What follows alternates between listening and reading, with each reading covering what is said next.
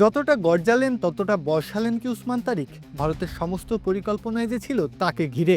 অনুশীলন থেকে শুরু করে প্রেস কনফারেন্স সবখানেই যে জুজুর ভয় হয়ে ভারতকে তাড়া করেছেন উসমান তারিক। তবে মাঠের খেলায় কতটা প্রভাব বিস্তার করতে পারলেন?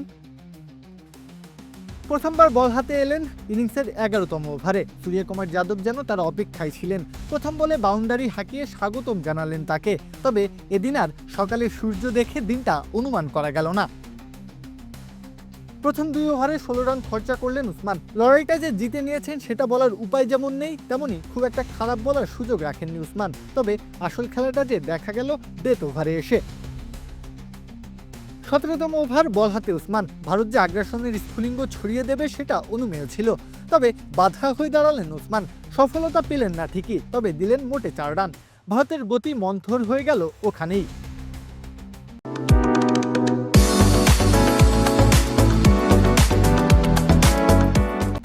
তবে প্রতিশোধ পরায়ণতা নিজের ভেতরে একটু একটু করে ফুসে উঠছিল যেন উসমানের মধ্যে, যার কারণ হয়ে ক্রিজে দাঁড়িয়ে সুরিয়া সেট হয়ে গেছেন। নিজের আসল রূপটা দেখানোর সব প্রস্তুতি সেরে ফেলেছেন সুরিয়া। তবে দাবার মোক্ষম চালটা উসমান দিলেন। 19তম ওভারে এসে তুলে নিলেন সুরিয়াকে। শুধু তাই নয়, খরচা করলেন 4 রান, অর্থাৎ 4 ওভার হাত ঘুরিয়ে 24 রানের বিনিময়ে শিকার 1 উইকেট।